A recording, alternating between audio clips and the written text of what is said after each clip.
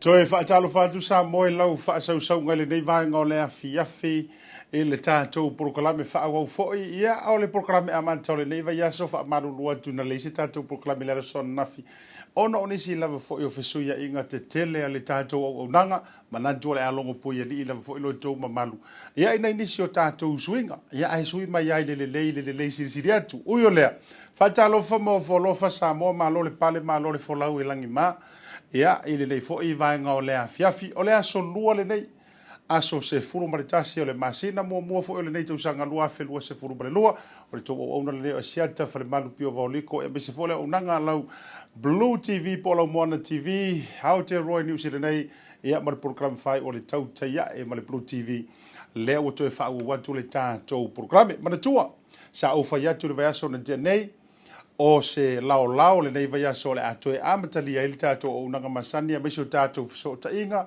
porokalame masani ia ma le tātou whai ngā malo i Samoa i ngā tai lea o le fionga le minista o pisinisi a la manuia maleipa le whetalainga ia le Leatinuu Wayne so o yalo ia manatu foi ia o le a pale mai le sa folau o le fionga le minista e uila foi tūlanga pisi la foi o lo iai mawhianga iai Samoa i le amatanga o le nei tausanga ia a olo mawhai lavo na maua mai le lau ia a wale longo po ia liina ia a matautau watu se tala le lei se tala manuia o lo tupu si o tātou o tunu umare tātou whai ngā malo ia ai te tonu manatu ai tātou te le ioi whawhailoai le tātou malo to e whaatalofa maofo lo whātu Samoa i lau whaasausonga le nei vaenga o le afiafi awana ingalo like, love and share le tātou proklame ia ina ia mawhai foi o na so atu o tātou news mo tātou Talai me olo tupu ai maise lava si o tātou watu nuu i Samoa nuu whatini o tūsala o tūsale avea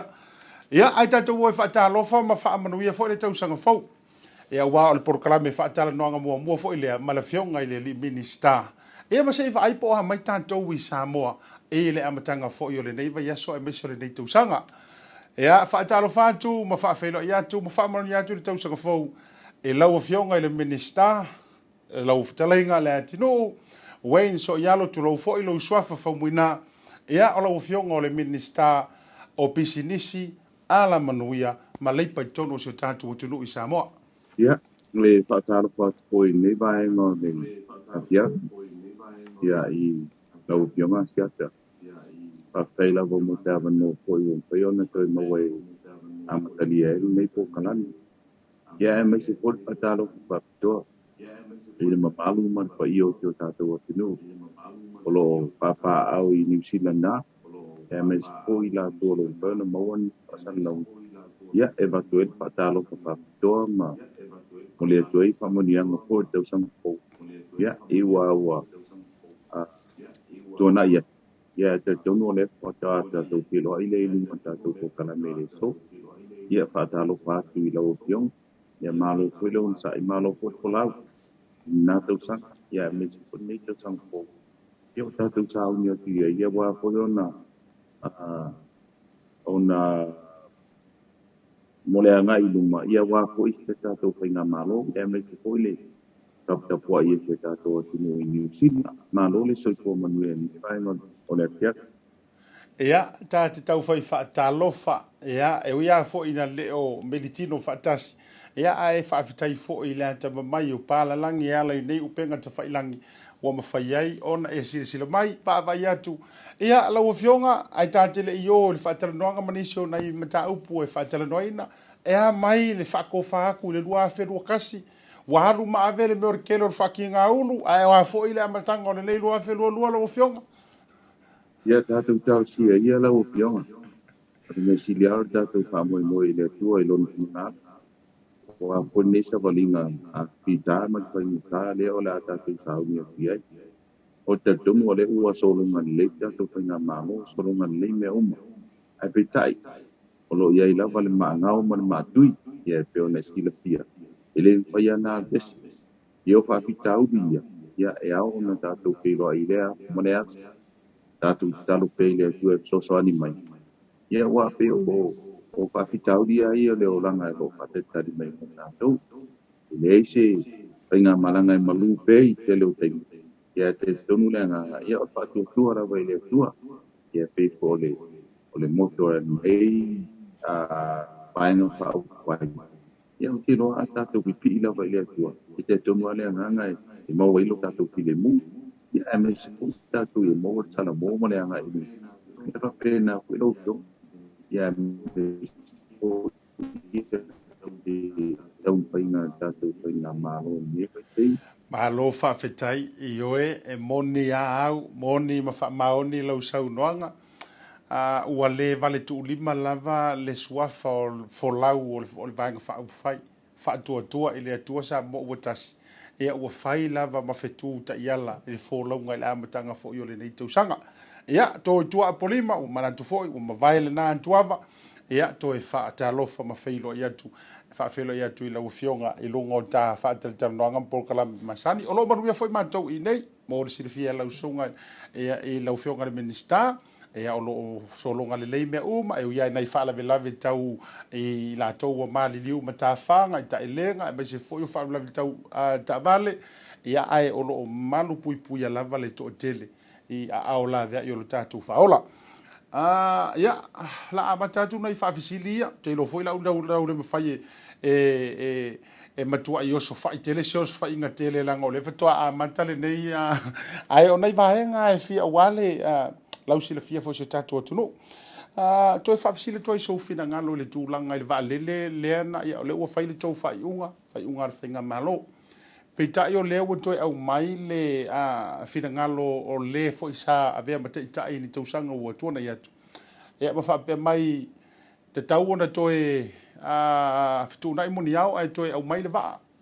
O le whaila tau maua e pi ai unga pe la kaurusi ai ngisi oro ingi vesi ai po le alsa ongo ne vaenga e mawhai ona e tau wha manino o le tūlanga lau fionga. Ia whātai mo whakisiri. O le tūlanga ia valele ia ua mai on whai e whai unga whainga mālolo i e temine. I le to iei se whamatalanga e whai no iei. O tūlanga le whaatino whainga mālolo temine. O te tongi o ai tālaku. Nā a fia i le au maingon valele lea. O le au maingon tātou jet service lea. O man whai whai unga whainga mālolo i e temine. Te whakoi. ina ia whaititia ele ku pengau, whaititia ai tala. Ele mawhaila ona toi po i tua tato whainga malo, ko le ko whatino te mine. Auru mea le ua, ka mua mua te mine, o te tongi o ai tala puna a pia mai le whaingon waalele lea. Le ngatai ai tala pu, o le tau ma whaingon waalele, man mea o lo whaka i Brisbane. Ia me se po ila tau sa ngā lulue mo le toi whai ei ona whainga luenga ina i ampai ona lele mele wa lele le sa moa. Le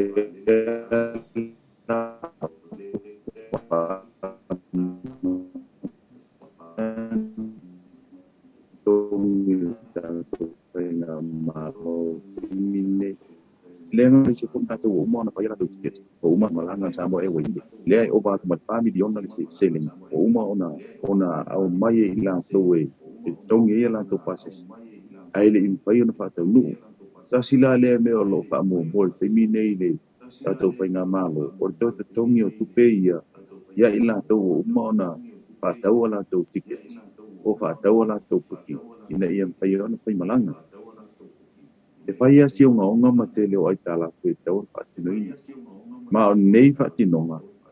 O lo o i te teimi sa whaia ile e tupe mai tongi ele company whaalele. O lo ia i lunga whaaman malunga mai maho. O le sa o le government guarantee. O lo guarantee umai la tau ia ai tala puia. O le mea nā le pokole i eita tau whainga malo. O na lewa o le lua se lau 5 milion. Leo fa ingo long no pai ona guarantee tato pa nga malo. Ele mato mana umia la te fa ko ni se tala. Ilungo ia tala. O le la bota pia nei tato pa nga malo te mine. Ia ba le ina ia awane ito tele ni se tala. Por tulanga o lo tula i mai e le tau mai mai pe o le pe mai ya. Tula e pa le o lo. Ta ia po pa nga malo to na ia. Ya. Ya te awa ia e le o tau po sono kinangal. Oleh wing or tulanga lea ya o ia ai o talanga lea a telin Talai tau au tula i metwenga ma lo tula e ia pam talana masani ona i pa ia e awore toe sa sar sol ponua o mate se tulo o te milane o mate tatu sol ponua se tulo ele toe ngalang pesasa o lumea ole on sa como está isso eu mai foi no foi na malo eu tô por fora na ia me inicia na pale Artemine, probabile le tasmile ni temine, ele na pai ta to na malo e temine. Ona ele e miliona se la o matu no matu. Tino e pa mo ele. Leo a mata na pai pa review ma to restructure the company pa le samo airways. Leo lo ia ila fiona ia pa o papitia.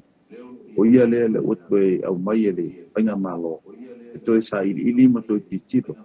Ele tula na sai ye te to company pa le. Ole alava ye te mai pa le le twin otters ye to go to company pa le lo ia. Leo la pa o pe. Olo pa mane si pa le pai malanga le va tu wila manua. Ia mai si pa le duolo pai malanga i tu. Le sama o itu per company va le amtang. Le la pa tu pa o te mine. Ole church services po la tu le sa pa ia pa la po ia matulanga ia. La tu ia le la pa muta ina la tu. O nang. Ona la le tu ista tu va le la po. Mana o mi ai la tu ia. Ai na la tu o ye le ngaba. Ya mole pati no ino tamai pa de la iti to ta tu a mata i lalo ta tu a mata ma ye na isa i se ta tu te mau o me voi le fai mai pro company pa le e fai pe tu sa pe na e mo pa mata la tu la po i lo pio le na pe ana i la tu au tu pe la tu se le ni la tu e mai la tu la poma se leni po te la tu o lo ave la tu pe e teu pa vai te mi e tono company le o le yuka ina iam pa na mau mai se la tu vita ai le mo pai ona fa ma fa na pai is company o lo ngau pe o mela le ia e fa ma lu lu to ko ile pe ma ya tule ile mo ti ona to ko i tu pe na ma o ye te ke o mo fa i una ai on sa se to yo mai na ia ko fa mela i sanga ia ma le o te mine ia ta tu ti ti o le ye ni sina le ye conscious le po o apply mai le po ye le virgin le po apply mai ia manisia company va le te tor PG Airway ia la tu ma ha wa ne ia mai e serve ta tu nei Samoa ia ma faisia la tu tau vanga po ye i te sinin pa u pa se e sau nei Samoa ia pe se fam talanga le wo mi te ia au te loe pu pu orta le to mai se va le yo Ma lo fa tai nei o le ua au tala manino le vaenga le a te tau a fo no fo ilo ma no fo manino ia wai peinga to e mai le sau no nga le ia to te le ani sin to e vesili pe por a koe fai ia pe le ia ale la sau no manino la u fionga e fito i tonu ia le mata upule ia manino fo ila le vaenga fa tai tele o le ua maua wa sau no i tūlanga o nei tupe maua ia o le nei foi a tausanga ma le la tausanga wa te atu o le ua faalia i tustusinga foi nisi o a tātou newspaper mai Samoa le tūlanga maualunga wa iai ia le toe faafoi atu ia o tupe maua i la tau foi ia o ngā lulu e faavaitaimi ia i tonu i o Samoa i tau wala atu le toe lafo atu i Samoa i o lātou ainga ma se tūlanga le leilea mo business e mai se o alama nuia o se tātou watunu ula wa fionga ia ele e mo le le ia tu ranga le so to ni tu pe mau mai pa ko mai sia ia tu pe e la fo mai pa ko ia tu nui pa o le o fa te le ina i tu ranga le ia wa ti di wole te malanga mai point tu tu ri si nei ia pe la ula tu ia le o fa te mo le pule le sa avanoa o le wala fo mai ele afa ola tu se le pe on sila pio le si afa te wala tu se yo te me o mai na tu ngalo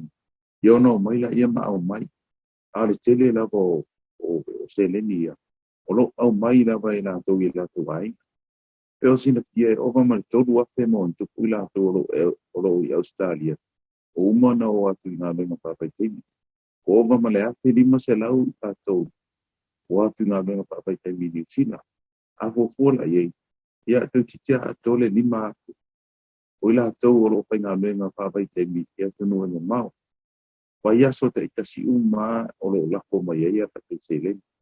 Paur whakapita uru le wa iai. Wa matau ta punipuni ni si o company lo pa inga luenga ila to. Una ua maua ila to ni si o pa inga luenga COVID. O le ala pe ua pa iai la le quarantine e ta ipawa yaso. O isi ua le maua ila ni ngā luenga ila to. E na ole ni pakola wa te mine. Se i tamo pa i control na ia pa ma ilea. O le lei po i o ila to. On pai ona pai maranga atu ina. Ia o leo o ola le ei nai a inga i nei. Ia me se o lo so swani tu pe mau. O e nei whakitau di o tūrai mai tūlanga i. Ia whakitau di tele a ia ia.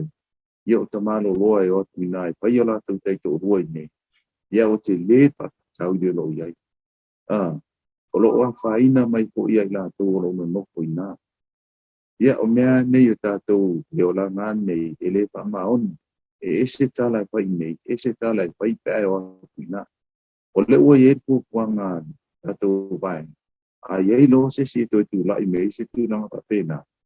E wha asana i le lima tau sang. E stand down a le ma pai am toi la tu se vai. Te ngā renga pa pai tengi. La ve bea o mai pa fine ma i la tau tama. O le ua poure si mele ia o le pue o ata ma mai lungo o le pena tawhai lani ia fusuanga a pafinge te tu lo ia whakita auri la ia le ua tu lai mai e ala na le au paina au mai le vaenga na te mine ona le yeisi va le roa vanua e au mai e a le ua ye kuang a e lo o lo yeisau a muli lua o lo paina matu langa papena tama matene e te o mai lo i nei Samoa e te le tu e pa ai ngā venga pa vai te mi le si lima tau sanga e whaasala ai o e whaasala i ma nisi oro a pia ina. Ia e whapena pula i tina. Ina ia te tau na mafau fau le lei. Ia o le whaatale atu nei o la tu a inga mana i whanau. Ai le whai ono atu whai a mio whapuna. O le ma loloa o te mine kisi masima i tau sango. I a inga e o mai nei. Ia mai la tu e pla au mai o mana o joe mai la tu te tō rua. Ono lea. Ono le wha mao. Oi la o isi tangata mau te re tu e mana o ini tupe tu e mau mai nā mea. Paul mele o te mana o i te wha ko i mele o tō rua i nei. Ia whala bla. Oi la tau ia o umana sai nia pepa ia ole. Consent form. Ina e mawhai ona o atu ia la tu te tō rua. Inga nuinga ia whapikeni. Ele o la bebea o mai tangata Ia ia tu olo ti tilo ia olo tamo pai per nga duen. Ia ia la tu olo ia la niona. O tu na pe pia tam. Ia na pia tam a ia ile. Ai ngalo ia la tu lef atalia tu nei tina ma fa na. Ale la o sa ni unia tu ta tu tanga be. Ia la tu olo pai na a tu langa. E lima tau sanga i te le to e vai se na venga pa pai te. Mai ai longa fui to ta dia oi se na venga pa. O la tu fui o umana o mai la tu tusi. I la tu te to lua no ko nei le no ko ma. Ia o la tu umana pa malu lo tu ye. E te tala lole va no va le. Tu uma o tu lunga tu mai nei. Malie. Ku kwang. Afa pe o ye ni unari. Ale tu te di yan tanga te e whaini te tō rua mani whanau e asu ngā luenga whawhaitemi. Awa lava na o tukulanga o e o lo nofo tō tasi po e la te oro sinko. O umi whamtalanga lau piong. Ona e au wei le sosoani le mai whako. I tupe maua. I a mionga i o tūlai mai. Ia, pe e le mawhai e mātou nei e nofo ti sa mua mana tanga luenga. Ona tapu e uma whapitau. Ai le o uma mai ana tanga do te mine ia pero se fa talanga le la o pion ai o pa longo mai ia la to lo pai na mio ue malosi a lue le me na la io ina a malapo mai yo isi anga kala ko ngabe ko to ro mata na ma si ko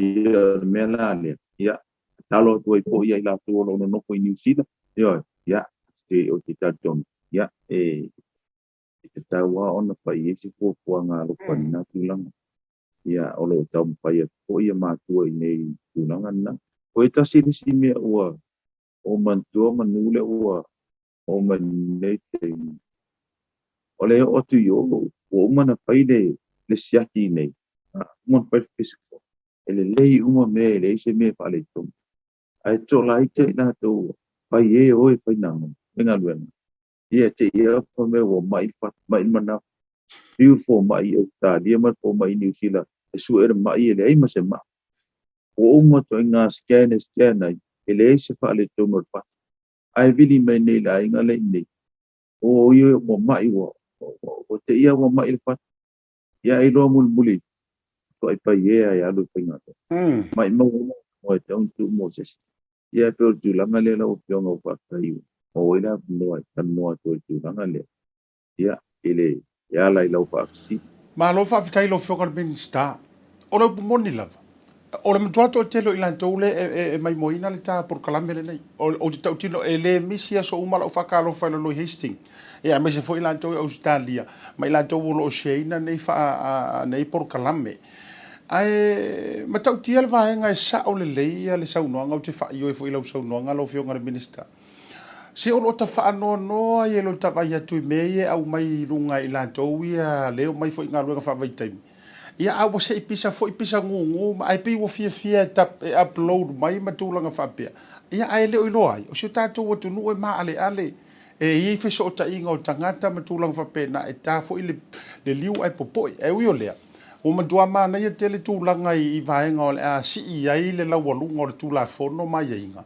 O le makua fa ngo fo i sa mo. e wana toi ai tu le vanoa ia ila tu lo fia fainga ruenga sao ia mo mai le ala tonu e manuia o ai ai fa tai wa e le wa ta hua lau sau no ngai le vaenga le ala ngai mo mia le alu le malam lama anga le to tele o le sia fa fisili te fa fisili tua o te loa e tau te e se te si mal o fa fisili le mai vaenga o le matanga luenga a lo fionga sa e fo i o le vaenga fa ia le ta pipi o le wa i le fa tu le tu sa mo o tasi se mai a so fina ngalo i ngai ya pili e toru ai mai se ese esenga o mea na i o e ina i le pale mene ma me nga ave se ngele a o le malo e sa o e nei tala wa lo manu i solo ma vanga fa pelo o fio ya ai ese ma tau ti on men na lo tu la i te mine ana le o mai tonu panga ma lord pa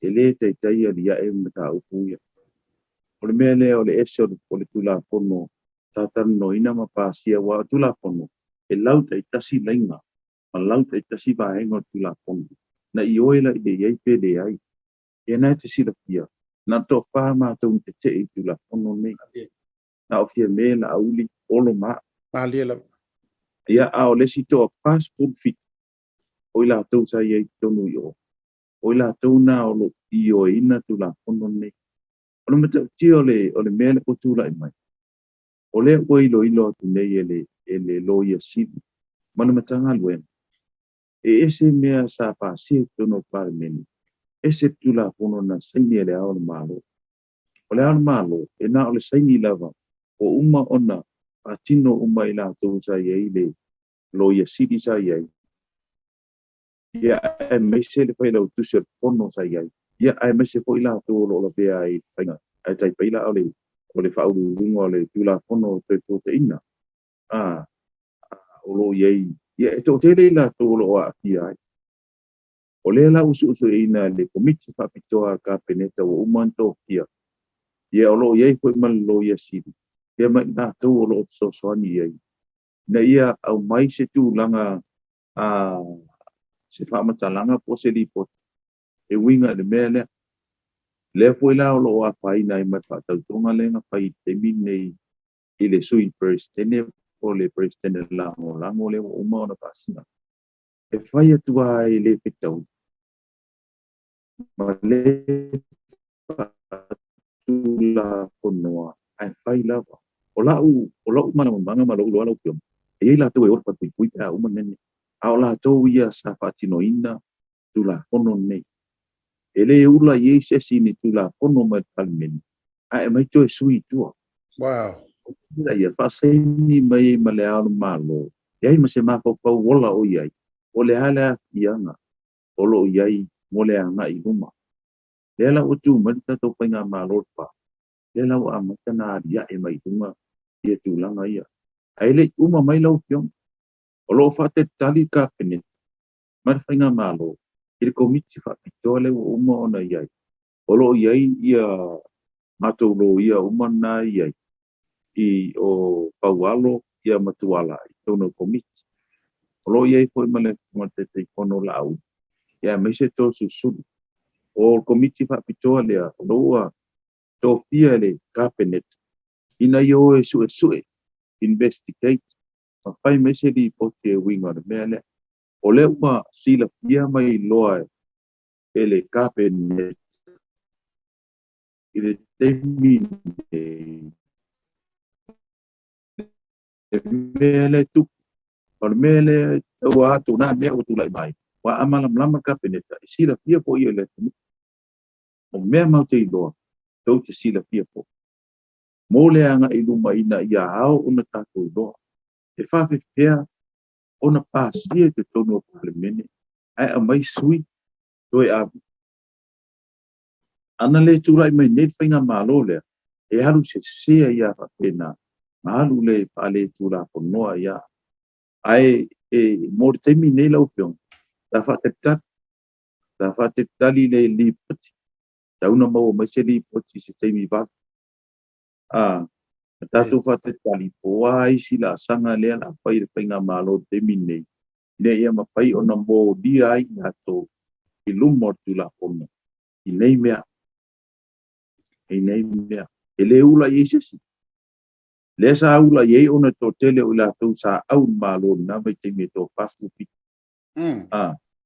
ya o tele to pa ya pilo pio e ya wala ma fu ano me uma o te tonu foi ma fu ano foi le mai le o le whainga malo le o ia te mine i le pas a e titilo ia le toa wha ma le toa wha sku fituna iai a le wo o ma le te mine to toru sku kasi mātou no whai ona whai whainga malo po a nei a whina o mai ia le siwaenga lea tinganga i loa ua le iea ma se leo tonga o te le whaia ai pau le tala o te whaataua ina le aso o le anga le lei o le tua so i pua ina ia mawhai ese fo ile maingo le awala o mea e au o na tātou ti tilo iai ina ia mawhai o na tātou i loa i mea whaale tumu leo a mata o na e whaisi tia e umarta por kalame umar taimi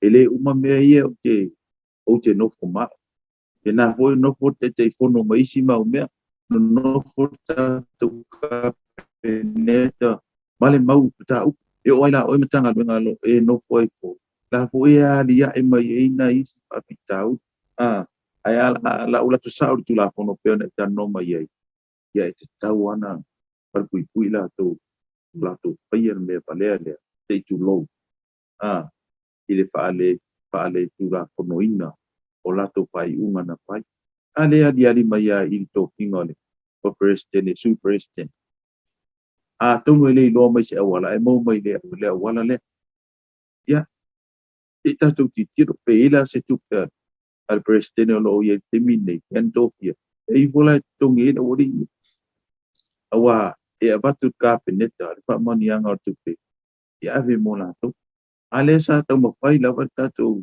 nga malo le ye pa tu to atasi ia e famsinoma ave illa tu pate tangu pila tu mo fai a fa pela tu langa le ya ai longa e fa tino nete awa ola ele le Supreme Court o le ya wala tu la fono na ye a tu la fono pa po le le tu la fono pa no maso to te la tu o fai mai o le tagia la tu a pidi po pele si me o ia te talo mo no sa fa tu no e stali se tem so te tala to ia la tu sa ia ma fa la va lo pio Whaftai atu i lau whionga i le minista mō lo whina ngalo whaalia mai se o le tūlanga lea oka se ba tautia o le tali a ia o le uputu sa oa walanga o tātou o tangata nu e ufo i na mātou ia tunu i whafu ai pika ke ngofu pi fua ko i fo i malota loto ia i nei mea e whai a e lātou whaapea le pō e le au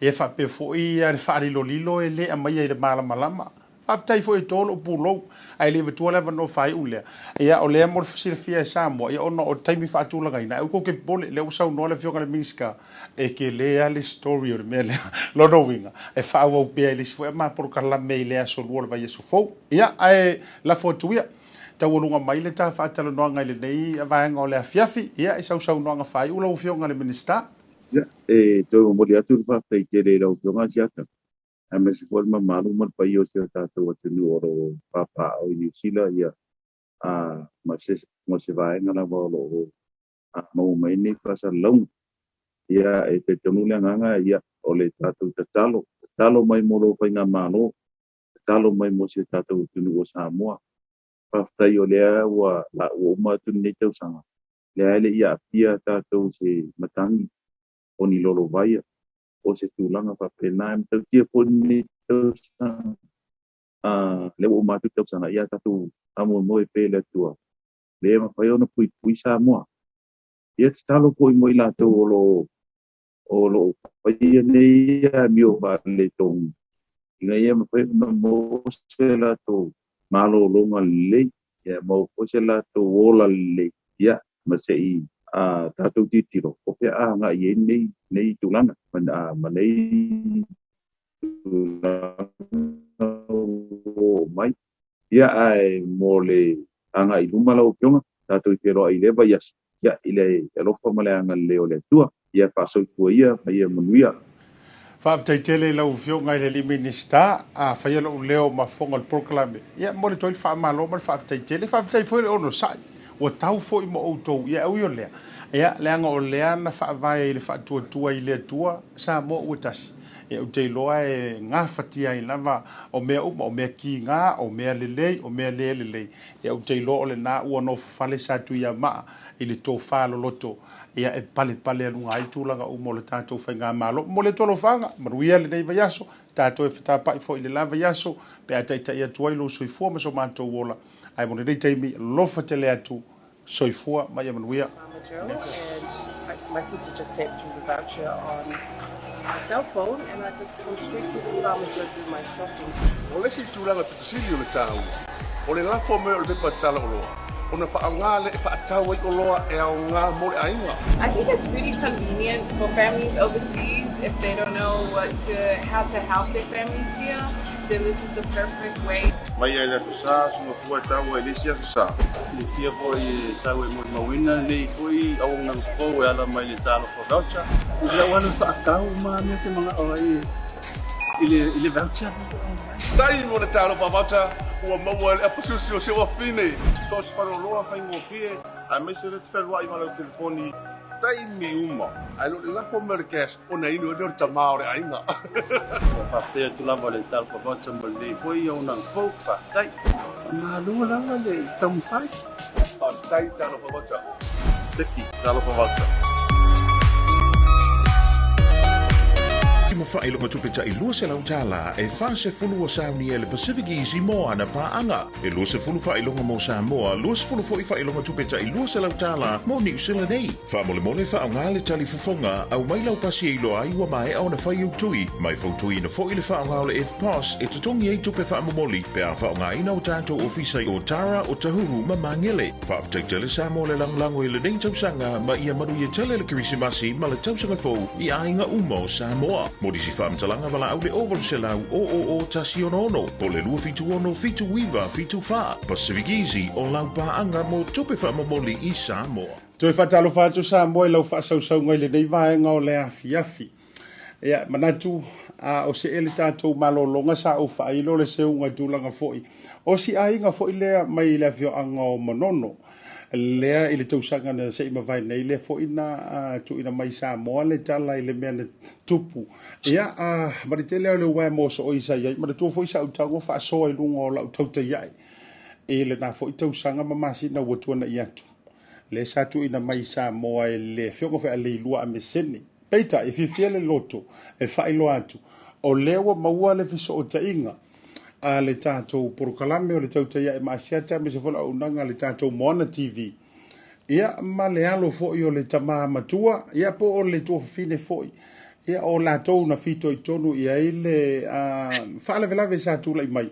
Ia ile na foi aso i le fio anga o manono o le la ua se e ilunga o le tātou porokalame. Ia le tua fine ia Atalelei Faapito. Ia o le alo foi o le tama ia salue i la tou foi sa tula i mai. Ia i whawhiro ia tu whatalo whatu. Ia te oe le tua fine whaftai foi le nea wanomu whaona maua. Ia, whaatalo whaatu. Mamalo foi soifua langi maa foi. Ako whilo ai foi nge kula le alo whamaleanga leo le atua. Ia e akalo whaku foi o fionga. O maua mai foi lo ngikangaka kalkal ngoai foi nge kula. Ia hio le vi ingai pa foi le li. Mahalo whawhetai, whamaruia tu foi maritau sanga fau, ia te oe tō whine, mai se foi ia o seu ainga, no whaalo mana i o tua a. Ia wao langa o leu tātou au lia le tau sanga fau, e uia o leu kako savani lea so lona se furu maritasi, ia e ui o lea, e lea whaina. Ai na tau mawhaila ma foi se au ala so tai e tuai ia te oe i lau fionga foi po o le tiseo tau ainga. Ia e tu sai foi e isi tala le lei o te fia ta watu ia te oe pe a wha mai ali tā tala noanga nei. Ai se i wha muli muli e le tā tala noanga peita. E ina ia uta mai wha fesili e fia tu inatu. O a mai si o tau ainga le nei taimi talu mai ona mai ale vaenga fo isa fese se inga sa tula mai ai pe wata oto fo ilango tonu i se tulanga le lei pe o lo fa pe lava le tulanga lo yai Atalelei. Ia whaapitai lava mo le whaafisili le nei tūlao le auli. Ia whaapitai lava mo le whaafisili. Ia o le fesili la ukali aku le fesili. Ia pekai o ngai kula mo ia. O le wamako mai ngai mo ki ngofo mala ukolua. Mala whaangau le ainga ukolua. Ia ele o maua se fia. Ele pei o le mako fia nga mako fia ele. Ke minga mako ngofo ai mala upamamo kuange. Mal mako ai nga ia pei o le ngala ukala. Wa kele lava suinga. Wa ese mai malo pa fia le menga iai aka savali aku kalang wa mai aka iar ke minge ia wole ko koi usa wa ngofa ku fuape o fa le kala fanga le pe o ai wole longo mali fo wole ma ia fo se va ai ia ai pe ka ia ole makosu fa e mai nge msa fa ngam so ko o lo fa i lo fa ngau ya o nga wo mako mai makki su fa e mai nge ngom ka i dai ngo so ko ia o le va ai fo la le se fa ngau o makau sam o mai le i yo le a o o le winga lo so noanga ala tule tua i le vaisua le wa esa ta ua talo mai le mena tupu se yo o mai le so le wa ulia le tausa fo e le to e maua le va no ai o ina yo luan lo i le onga o le lava o le fai unga le masinga nge kwa kamolimu kwa mai wa fai singa kwa mosiko ma olo sa ili le onga lo kikila ngafsenga sukasi la ngaya onga fsenga sulua ka usanga nge ya pe kai ma ke sulfa ya kifale ka ya le sa fango pe kai ma mai ya kai le onga se so ang famol mole onga sa ukama ke ngele senga sulua ke mga obie ko abele onga onga subenga ya nganga ma wa lole so angela kikile la kikile longo ia alo fanga kengela fanga urai pe o mari ke minge I wo pe o kamiki fanga le iyo le aonga su kasi ka usanga male valu ka usanga ile iyo le aonga ke minge talo fai a ole ale vai nga wotula I mai si o tou fale le sa tupu ai le fale ton o to yai nisi o to e fatanga o to ai o to e tau mai se fatanga nga tu te tau o e tau teu vai nga o fale nga ina ia va tsai le vo mole fafsili ia pe ka nga mai de order mako ile famsingu sili ole nga mai ya se mala somo mu o se nga mai de order ile ngu o whaakanga mako e o mako mai ngongofu e o mako fale, mako ele, mawhai uma mako meng masangiai, au mako ele koe whai ngu. Ia pe kai nga mako ngongofu awa, e pe kai nga e mawhai e o kua ngange ia mo, mal mako ai nga mawhai nga mai ngongofu ka o nga ele ilakele iba ai le whaala velavi. Ia pe kai mako wa ia malo ko o malo whangau. Ke minge ya makong pe apa o se me pe li alo ko kingo la nga foi o ma ko le nga ko le fala milade ele ma fai nga ma ko o nga ka wo fi o ko nga ki malo ai o ke le ko yo ya kwa o ya la nga e mo ya e la longa e o me ke minge e fa long ko pa o se me pe ke ta ki falo ngoinga le ke ilo ele ba usima lo pe kayo kai ele ma fai ngama ko ko mo moe ngalo ka mam mala fa nga ka mama ko nga mo moe ka pe ka sanga fo uma kisibasi uma ka sanga fo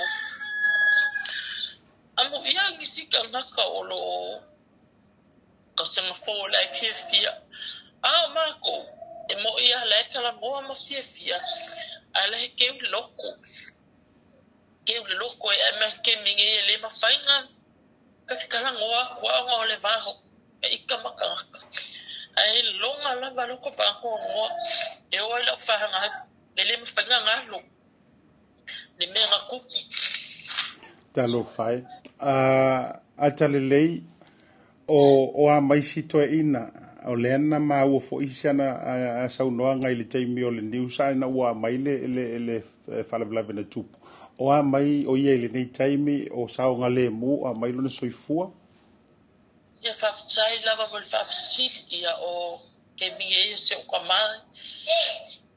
Masinga nge a kolonga malu sukolo ia o lo maua ia fia ku pehlu mai. Karsanga ile ngalo I karsanga ile au malpo mo ke kuwa kuluma karsanga ile ia. Le kuwa kali me bongi kali me sa. Lo maua pe ia le malos. malo whawhetai. Ai whawhele tūlanga o le ala ua mai le ora ia o le au whawhenga tāleanga o le uputu sa o le lia, o le fefe, o le matau, o tūlanga whapena. E leo ni mea vai atu e le tino I whafo, a o mea I totono o le loto o le tangata. O le ase tūlanga I le langolango anisi o le nuu ma le fioanga.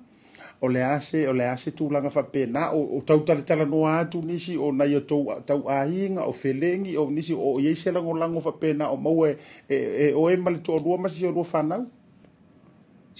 Ia whawhitai lewa mo le whawhisili. Pei foi wo onga o kalia ku foi ang le la foi I le kemingi. Ia ele o sa hoi kalafa. Ia ka ika pe o ai vanga le wo. E va ai mai kanga ka pe ai ka ilo pe stan ka ese. Ila longa alfa ngoa ia angole sal ma ko mulo wa ye wa sangi ko kalangua mai ki sia ma ko. Ia ka ilo or kanga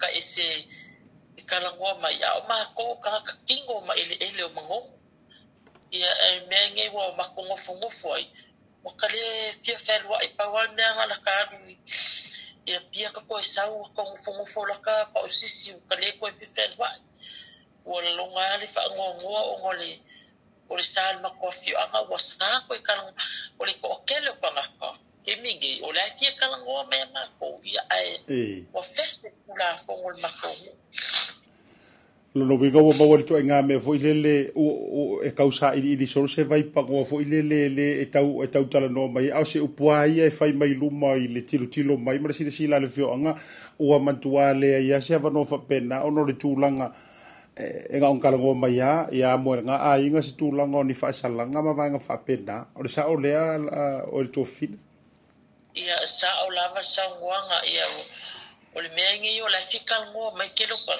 ia o le mfankal ngo mai akala ko mai o kusalo ko kelen fikal ngo mai ele mfankal ngo mai nga nai kum kaka langol sal ma ko ule wasang ko mai ko kala ngo mai ma ko ia o ai la fa nga o kuluma fa ko awo me le loko awo ngi sabavali ngungu kalang wala au mayangi si kalang ngoa fa alo yai nanga pe kai o ka pole sa mangu ya ai au le luku ya paul menga le luku ale makio yai ko yo mai ko ngo file mu ko ai malo fa tai ata ole au fa fisilia tu ai le vai nga le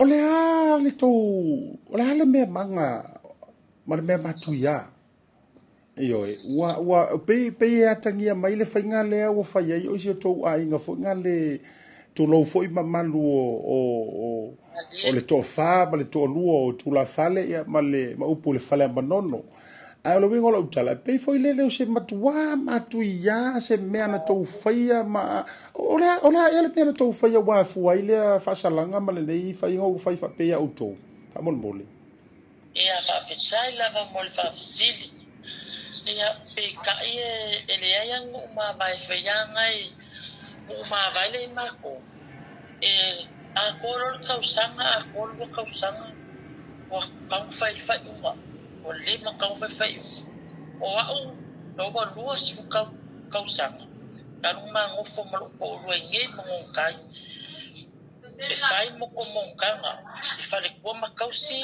e ia o me fai ko makausi eu oi kama ika I lo kinkiki nga fai mel mong kanga lo kinkiki o pepe mea le was fulu viva kausanga lo kinkiki o makua eu oi lo fanga o kama fai mong kanga fa kaulea le eu kuangang ele o malolo mong kanga fai ia ai pe kai o le palo kale nga mafua nga mako le nga mafua I longa fai nga fa pe ya mako o ngol fai mai langa kasi mako e kasi ale ako oliva ya pe ka yo mako e fai lava le me o fili mai le akua pa ke ko aku lu mai akua e ko mai le akua le kanga e loa e lo famongi ai me se fa nga malo fono kula e mai e le fa pe nga mako kala ngoa ma le asui le boku le fa pe nga kasi le aso makala ngoa i pia ia ele fa pe nga mako masang ele fa pe nga mako ferai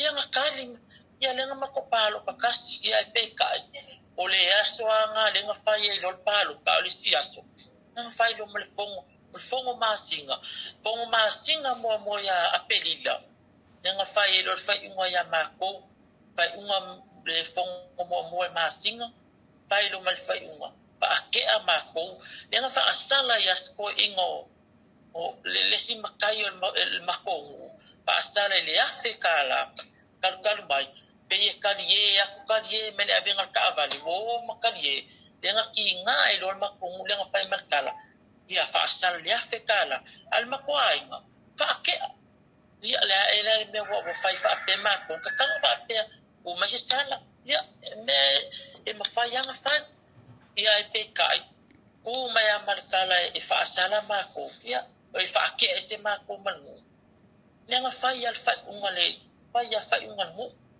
fa ungalu le so ko ngai ko a kale ungole o ese e mu fonga ia ma fa ia fa ungalo o ese ngungulo pa mamo ko angi mala fa e le ese masala ia lenga fa ile fa ungalu lenga ese ma o mo ko lua lenga lenga wa la ko makay mako ay mo po ko ili aso ko nga ile na ko la ko yukan mako fal malanga kala fa fikai lo fa ngorngu ya ma o ele ke ama o ma o make mo fa pa o e ma ko o mako mea fal falo lo ai nga fa me ko mo fale me afale ia au ko o mako ia pe kai ia ia e ole asunga fua asko nga ia asunga fua le nga makolo fisale leo aso lulu le nga kupo lo fala ia ele nga malo favitai ata ele nga tala o lea ua faia lo lantou fina ngalo faile faasalanga a leo ese ina ua maile to o le amule foanga o le na tou I uma vaenga nei ai ngai ua ina o le tūlanga o le whaala ngai nei o le tūwhale o loa matau ai I maama vaenga whaapepe o na ripotia mō mai. Ia a olo iai siau whanau nei alo le toto mai la tau la iti o le sao lea. Ia whaftai lava ma le whafsili. Ia pe kainga o le solua. A solua ngā o le solulu. La solua ngā maa o me so olu te pia. Ai olo le po a malama na solulu.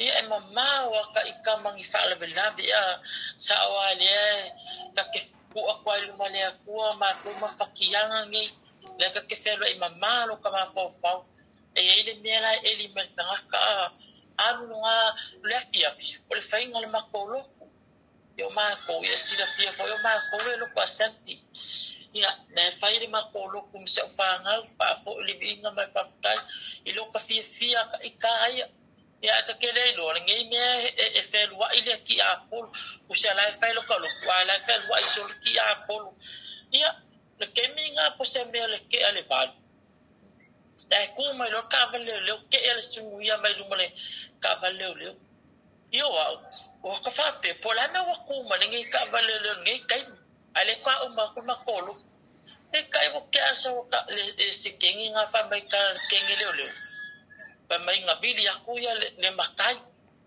pa mai wo vale le wa ma lo pisa ia o pa wale nga utali ele fa pe nga o nga wo pisa ba ko ia le lo ka o la vale o fa fo no vinga o ma le fa ma ko lo o esa o e kangale o ngama pangale ai pa sale o ka ko fa fika le vinga la fa ni male le aku o le aku le mai le malo sima le o le ya ka ko ia pe ka o longo fa mai o va lo le wa ele fa pe Penga mako kil mako la mako pisa o sa onga ya pe kai nga kai mi ke ele never pe se fulu ikula mingu ke se fulu mingu ke ai le var ko va ku ola o ka se ka vale le fo ko ku mai oi sala la pe u lo ku fa nga le lunga makfalo lo sala ku fa sanga fa pia ala mo lo ka me ki fa ma singa ma ko lo ala ka o me lo fa nga o ke ko mala ka me ki ko kasiwa ko li mala fa nga ko lu kenge makama ko ya ai te kai o ke ia ke vai ku ai mo ai fa ola ko ka vale lo ko ku mai o ka pese me fa nga le pe zero mo pe ke yo ke le fa pe o se me ale e ku pu nga kai pe kai o ke vai ku o le fa lo ba mu pa o me ngo apa ko yo fa ko lo fa lo ba mu ale kemi nga pa o ma ko fali ele fa pe lo la ukala pe ki mu ko le palacio ma e fai le palacio ma a le falo lo la mo mu mai ku kong o pa le me la fa nga wa ngale wa ngale fe ola ia ai le malo le sawo ma ia ai ma uma ku ma mo ko lo vili ka vale lo ngapo e ka mo ya kulo ko ro fa fu ia la ko ku mai ka le ma kai el ma ko fi anga if lu ma falolo la fu ma falolo o ka ni pa wa le melo o manga o le vili o ka vale lo so ia ai pe o ke ma ke va ya ku como mai ka le ai lu ma ko fal ila lu ma fi ma ko fal ala sa sa le mo i folo fu i lo ma ko falolo kening ka valele wa uma wa mga fuye el ka makikinga o ka vika le aka nga sedi makfalolo o mga fuy la ko lo so soangi fuy ai le va fa mai lokal le lo ele se fe ma ko makka penga is ka pia walele se evili akula lo ko ngange sawe e va ko ma ko ele le va lo fa pa wale me mga oi ma ola lava se o kama mali bako lelo makanga pepa sa ukama mamnito sa ukama pepe ia bako wojo se me mo ke sefe ale kemila nga ko sa walo so fa ingolonga luo olo mori mau ale le saunga nga makuai sa mokwa ya kusanga makokamo mo ero le makokwa o inga makokwa o makofal ai vai leo ma ai o ya kafa ki ala bebe la ki le makua ma Leaupepe la o le fe makama moi mako wole ko ya e ku ale leo ala sawa ma va ko va ai ni ma nga sawa yo wale se me leo fai wo leo su solo ya le ma fai leo wo la fi solo me ko nga va ya ai fai me ya ma ko fal ya ai sawa le wa malepe o fa malamo mako fale paipa si leo ha ya peka o mako wolo mako suru fa ile ofisele leo se avel mako kangi masuso soanya mako mailo mako moi sa kui porque moi sa kui se leo ke al falva veao peka i ko vidi mele leo makeo maila mako ainge kui va ai mako fa kule wale le ko fa se di poki ola o kau ele ese me fa apea ola o kau pa ole menga kupu ai pe ka ele la ko ma ko ka vale leo o logo ko fa kala pisi luma wa mala mo wow la ko fa kala pisi wa ko loka pe vai i mu fanga le wa le ese akua wa ko le fa ka a wa ifo me pui ai wa sa se ka vale ko ela ko mama ko uia ku le siku mako fa nga ko ka ma fa le siai mako volo yuko uia peka e makela ko ka valele o sa va vali la ngi se popular vai fo linga pe nga le poi ele mo moi ia e mama walo ka ma fo fa mga me pe kai mo ke aku mako fa le o loa ko me ku aisa wa ko leo pa wale me ngo fai o lo usau fai e safa fangalo kama fo pawa me ngalo o ngalo sa fa e fa ko ko ba ai ko le me e ngale ba ai ko le me le se me ba ai ko le me le se me e vile ko ange mo so nga ke bo te wo fiule le i mako me a fali ia la kisile le nga la o mai la au TV o mako me ko fale le o pe ka safa lo ka fai ai e fai lo ka mafakia i le alu le po o fa so nga fai mako ai o i mako me wale ya e o mai le ke mi mako akwai ai ko pongol mako fale penga ngal vai le nganga walanga solo tangaka sua solo mea e o i moenga ka le lor ko nga nganga o e pa pe o ia ai lo mai o se me fa pe ile ngaso malo fa fetai wa le umale fia fa longo e faio se tulanga pangatia o tia fo ile loto il fa longo tu peita te lo fo o le matano no fo le mai moanga le totele o Samoa be show wo pa anga dato poklami la tau se fesina mano longa a foi mai e se tanga tau te fia mana o e fa ilo ya te o i lungo o porkalami o ye fo yo se Samaria nga le lei e se va nga uta pena le lei mo o e malo ainga pe ato fo mai i tatu fa salongo fa business nei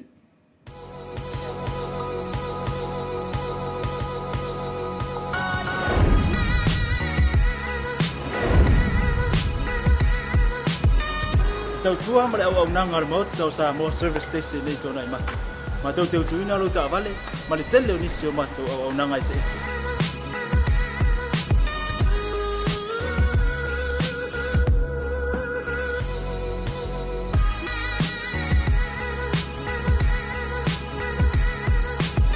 ai le ngata foi le ma tau te sia ke ina fo ila ta vale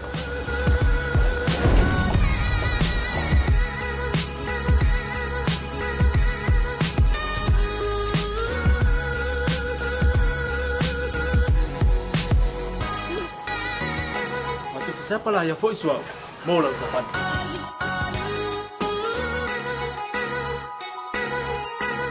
Afai foi vai fa olo sa. Awala telefon matu te siapa lah yang foi mau lau tapan.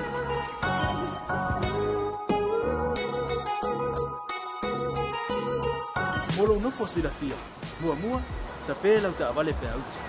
Mua tapela lau telefon ni tai me utu ina lau ta vale. Mala vaenga mulu. Mana tua fo e matua I fasa ina lo tau maftapa ai no fuanga fa pe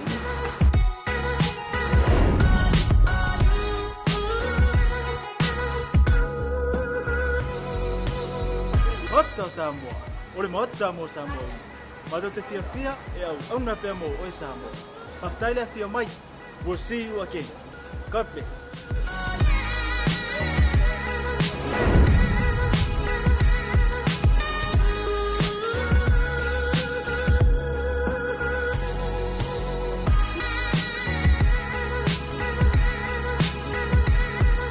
Hi, my name is Sawyer and I'm from South Auckland, Manukau. I attended Auckland Girls Grammar and now I am here at OCA.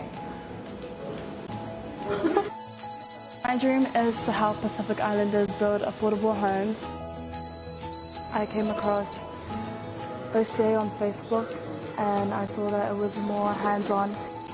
Now I'm here, gained a lot of knowledge, gained experience on tools. Something I was amazed about was the floor plan. Once you build and then you look back at the plan makes sense. So there's something I learned from OCA was how to read plans.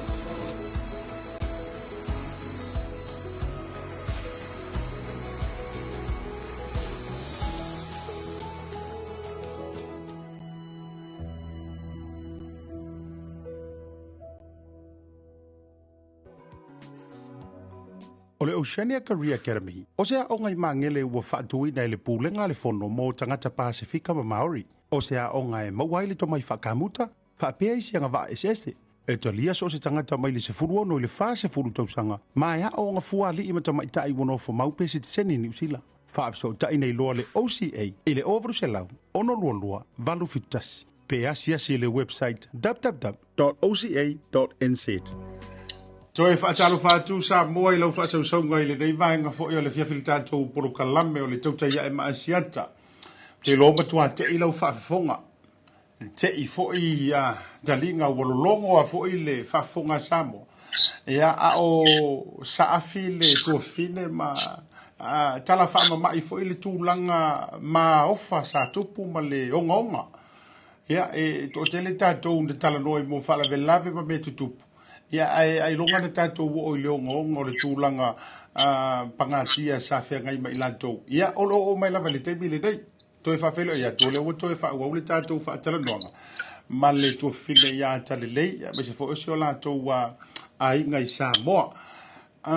E tate o le malolonga o lea e te tala le tūlanga fo I le pangatia ai o le tūlanga sa tupu. Ia e mai se lava fo ia Samoa ma mena tupu si o tau a inga. O le ana le taimile nei o iei se wha moe ngai tau ave le whanau I le haonga ai o to e tau maua mai se update fo I lele ata I tūlanga o le fioanga pe o tau wavala atau ata tau le leia pe le ai.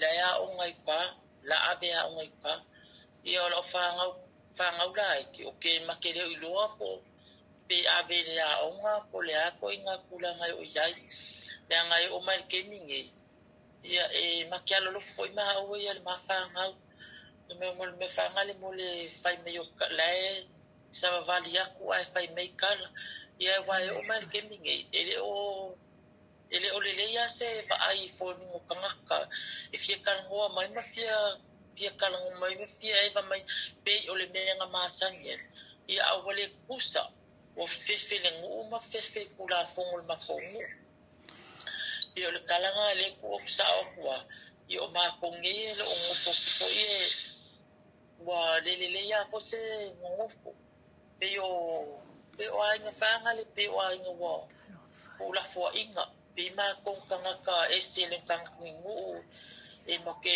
ngu foi fa pea ele fikal mo mangis ya ele longa ya fa ngo male fia pa wal me ma ko we fa ngale ma ko ko lu male aku ele ya se me finga ka ele ko ka pe ele ko ne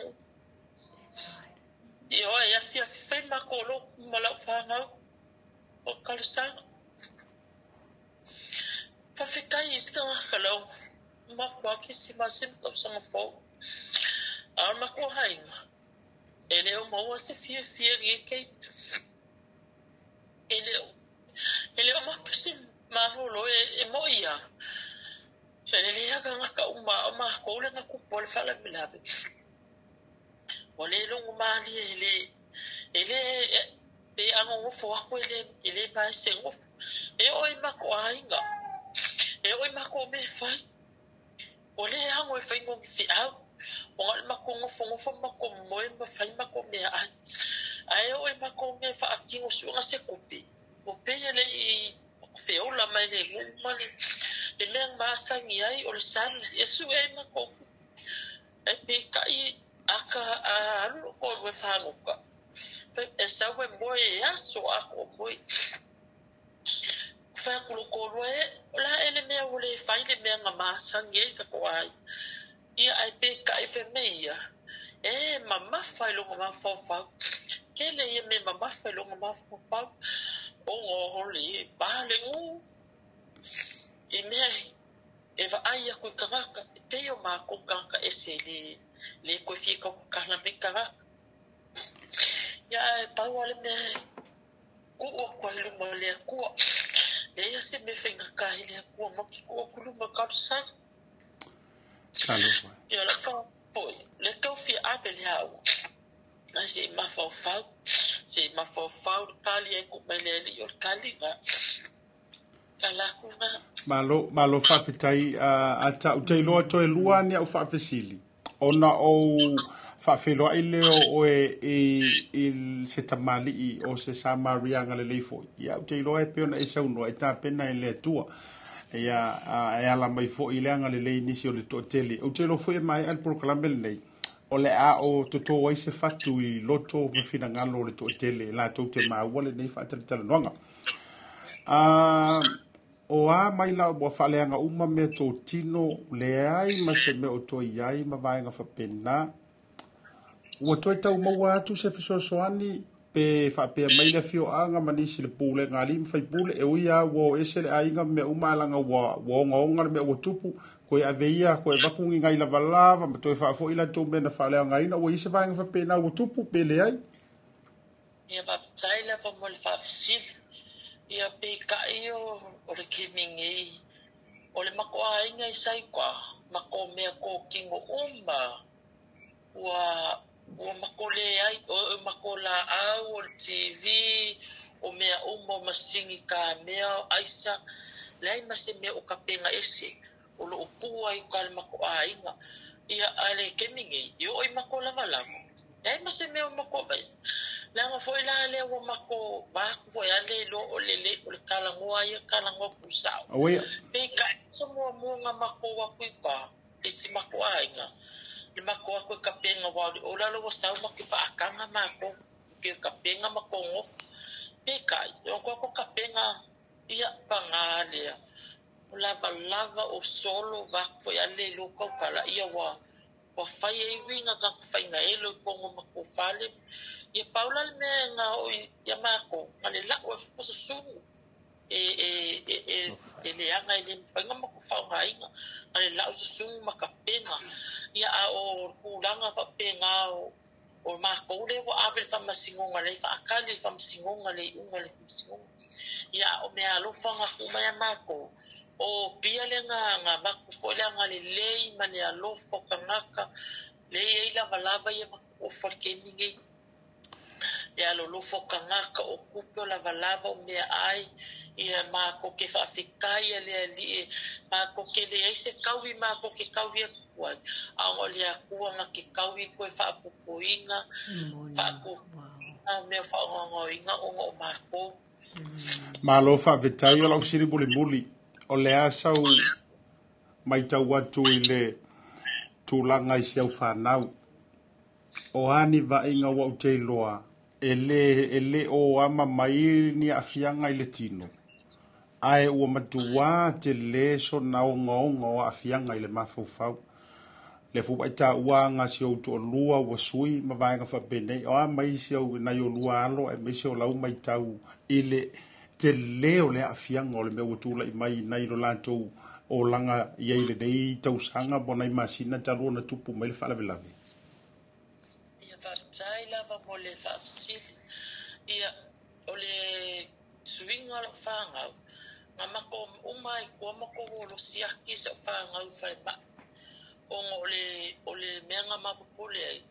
Onga uwa aia ngā po e le I whaapea e whai la o whaangau la iki a la o whaangau makua pe kameki. E whi eima e whiwa o whiu ngā po e fasi ma o nga ko lalo leo la ngai e finga ka o la su e me kangaka ia me la ngofoi ma ka ai me ya ma ia le keminga ma ko wosia ke fale ma ia o lo ma o mala fa nga kango ia le o ma isia kia wa ka wa fa inga ia ma fa o nga ele fa pe fa ngale e ka yo la ko fa ku ele mo se malo lo nga mai nga vai keminga mako ese mai maka ya keni a o nginga mako ngofongi mako fale o ale fa ya ko fa nga we o ku ngale ile pomisa ele mama we o e mako o fi ka ke fi fa ku o solo ubika ya o ku lunga wa a o nga ku le ko fa nga we ma sa no ka fa a o nga boy e pe o pa o me fa nga le wo le manga o mo boy mai o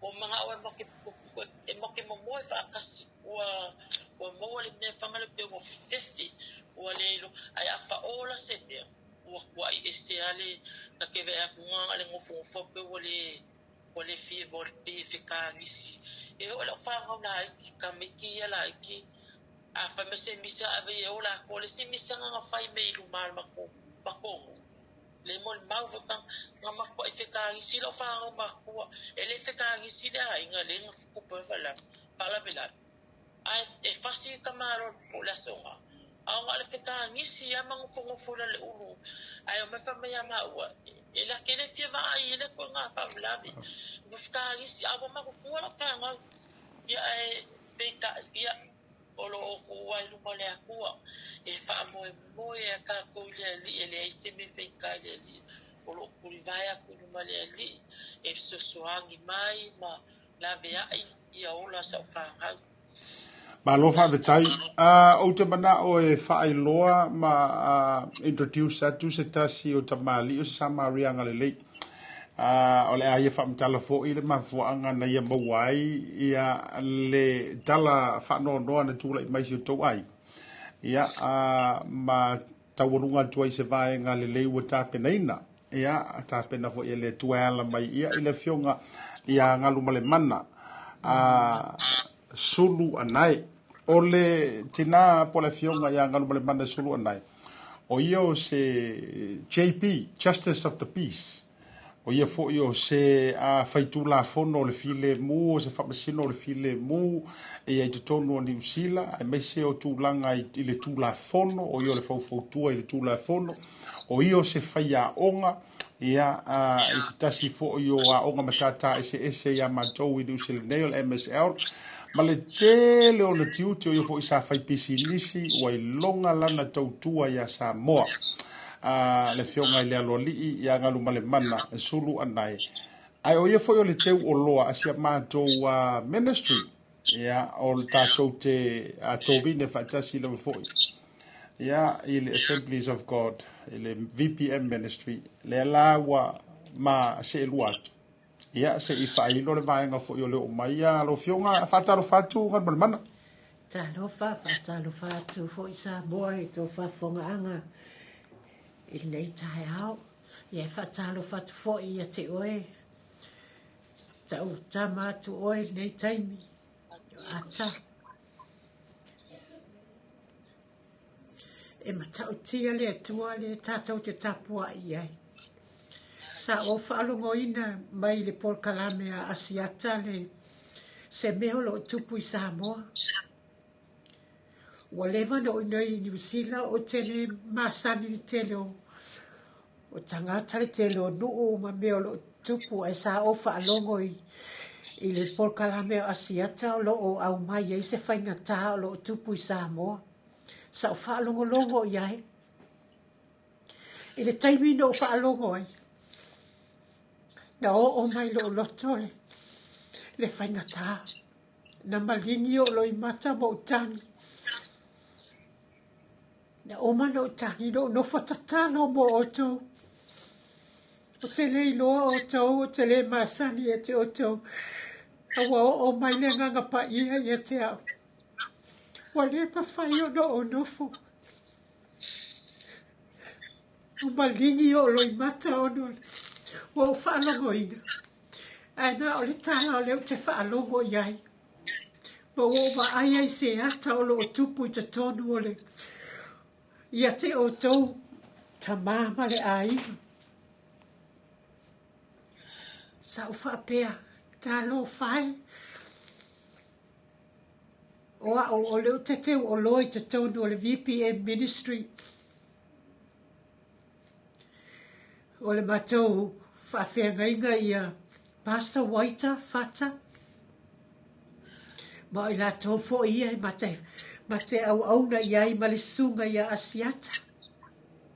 Au matou whaalongolongo pea ia asiata male au mainga i lunga o meolo o tutupu i tonu si tau ainga. Pangale le whaingatao le meolo o ia te oto. Na o lo ia te a o le taratala noa i le sunga ia asiata. Sa o a apatu. Sa o a apatu ma tu watu lau sautala i lalo le o mea sa o whaalongo iai. Paula me na o mai e te au. Ia iai pele tua ma o tau. O leo te whaalongolongo atu. E te tala noa mai. E te tala noa mai o lo o pipi i peha o tau le tua. fai mai le tua, o se tu mau ia te au, o au ia te ia, e whapea o na fua mai, e fua mai whaigata, e fua mai mea o te tupu ia te o tau, fai mai e le ma fai o na fai, pe a tatou le pipi ia tu ia te ia.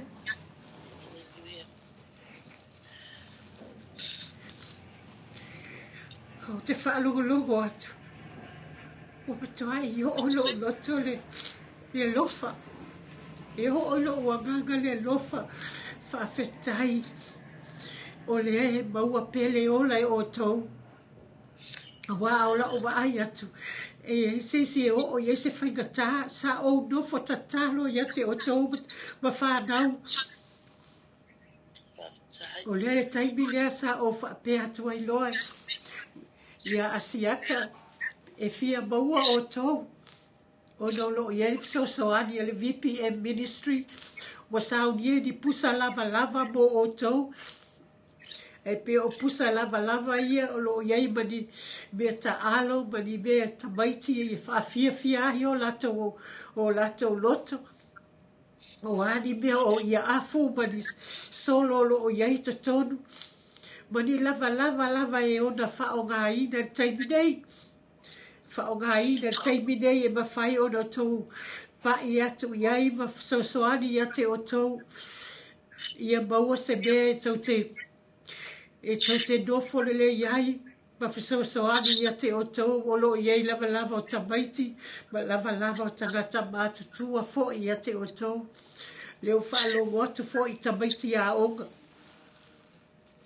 na fo e te nofo popole i tamaiti a onga ala ai pele so ali fo ia le VPM ministry le sunga ia waita fata ia e mese fo le sunga nei ia asiata o ia leo le tau la bua i me ubolo o batou tau whai atu ia o la whaapea o na maua se tala malau sunga fo ina ia whaapea o na maua se address e mātou mo se po se telefoni fo e mawhai o na mātou fiso tai atu ai ina ia i loa a la fo atu mea ia tau nuu atu i le mea o lo o e nofo ai o lo iei fo nisi o le mātou e ka lesia i Samoa o la whapea o na whafiso tai ina ia o ifo e ave ese pusa ma le mea o a lafo atu iai ina ia mawhai o na o atu e ki liva atu mea ia watu sa o lava ia te o tau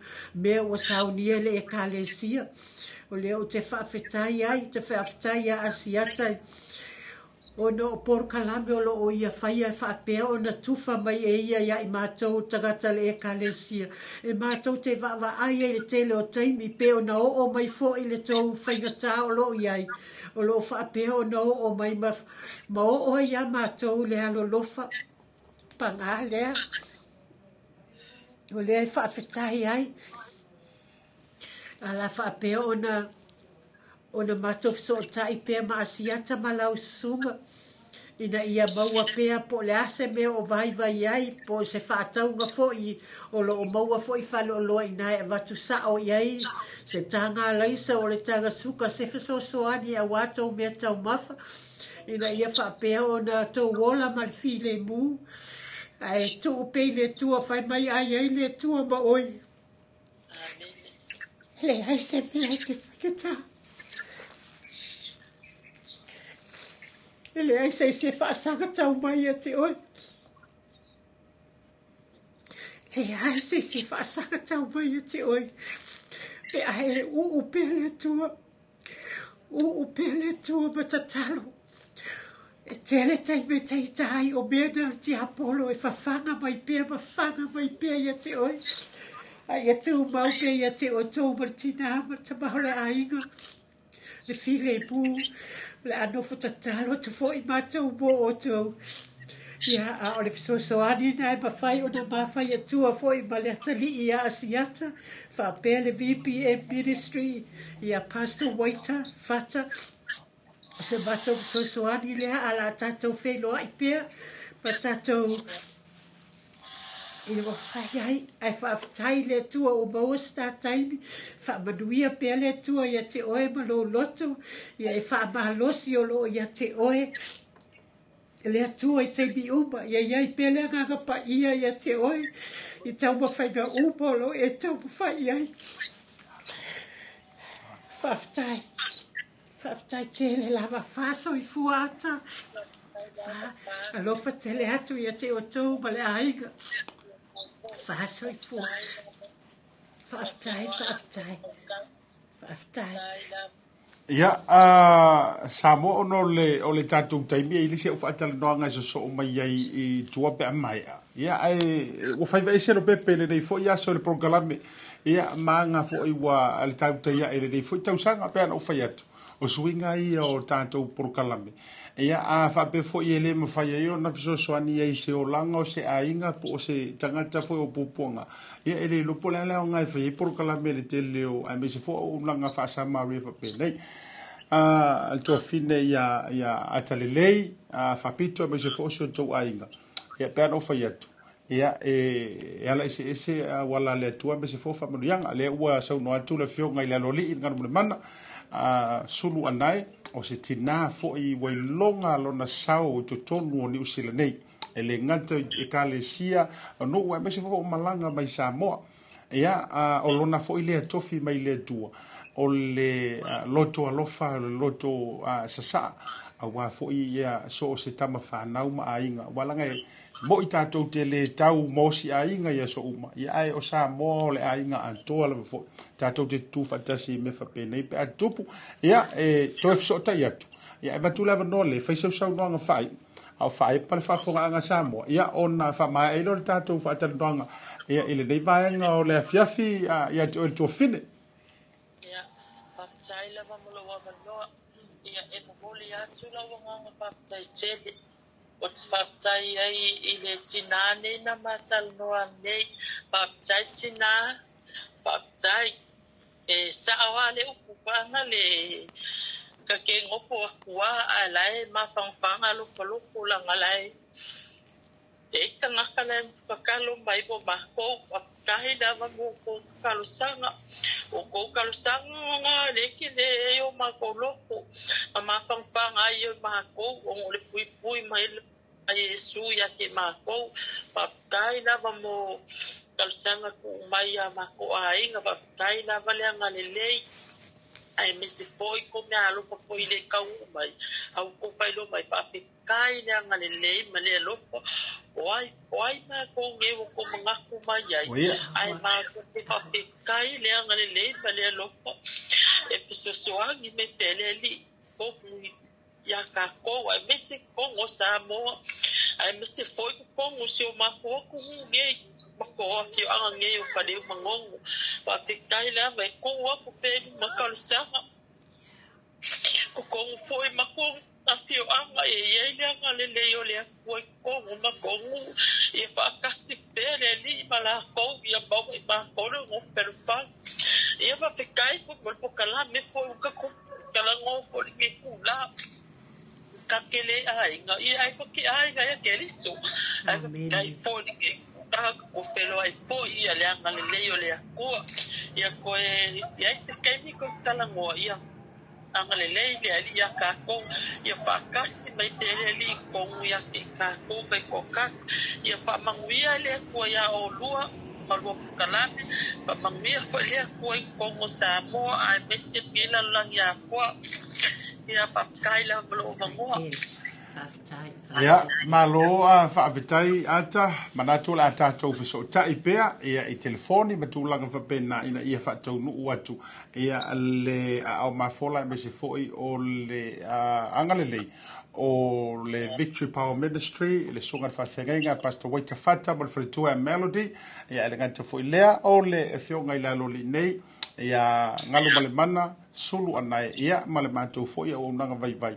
E tau te fiso ta ilava Samoa afa yo e whaafonga mai ai ua mulo loto le anga o tātou te so o yo tātou whaia i le lofa afa pefo e whaafonga mai o le ua tau whaafonga i le tala whaamamai ma sa afia whinga fo i o le tuafine a Atalelei mai so la tu ainga te le tau whaiatu ai a fape o tu ele tua se fatu le leo se mele leilo loto e pule a o fona episode ta i lungo le Facebook page le tua fine a Atalelei Faapito pete omi mai fo ile tato Tautai A'e masiata ia mai ka ko lima fakasi mai se venga oi au le la tapena a fape fo yo nai wai ikanga ka fo ile le o lawo tu ele tu le mele loto ai fa ai le rupe fa fenga ave sambo ka wala lo so ta mai te no tango le fa ile wala ave sambo le tulanga o lo ma au ia le ase me te fa e au ia ma yanga le fosia e faia ile me tu ele tu lo loto le wa fa fonga tulanga wa ia ile ka tu ai nga me se tu fini samo to fa won proclame pe fo My name is Sawyer and I am from South Auckland, Manukau. I attended Auckland Girls Grammar and now I am here at OCA. My dream is to help Pacific Islanders build affordable homes. I came across OCA on Facebook and I saw that it was more hands-on. Now I'm here, gained a lot of knowledge, gained experience on schools. Something I was amazed about was the floor plan. Once you build and then you look back at the plan makes sense. So that's something I learned from OCA was how to read plans.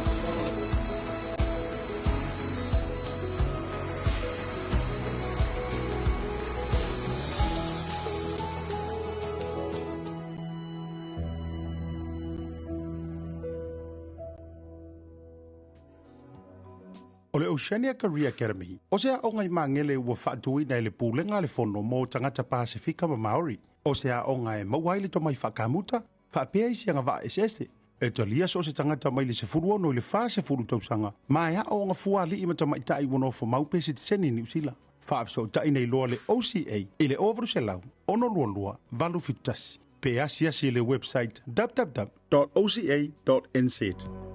Toi whaafelo ia tumu whaatalo whaatu Samoa i le tātou porokalame fo i o le neia fiafi i oe upte iloa o le nana matua o tia lo loto lo whenangalo ia malangona fo i maulu matafo lau tu ele tu se mele lei i lo whenangalo talu ona whaile ma whaatalitalo noanga ia mise fo i o siti na misola tu ainga le satula i mele whaalame Samoa o yo lea ia ole antoe se elo tātou waafo lau inisi o vaenga mise fo i o le whaalau te leina o nanga pe ia ona masaniai nga te lol tātou company la ngolo suwe proklame le Tautai A'e mai so le BluTV le talo fa voucher hei nga te fo ilol titi South Pacific ma le tātou OCA fa talo fatu ma fa filo ia ele to tau fa la nuina io ele tamalo ano le tamana mo mana tunatu na mau malo ia vai ande foi poi la inga santu ala mi se fo le la una fusia Sulu ma pu na fanua e atina de fo ile mto e to ove ma manu fa fitu fa talo fatu ri se ke la le ya o ya so uma ke su me ngolo po kala me ro fi ngolo pepe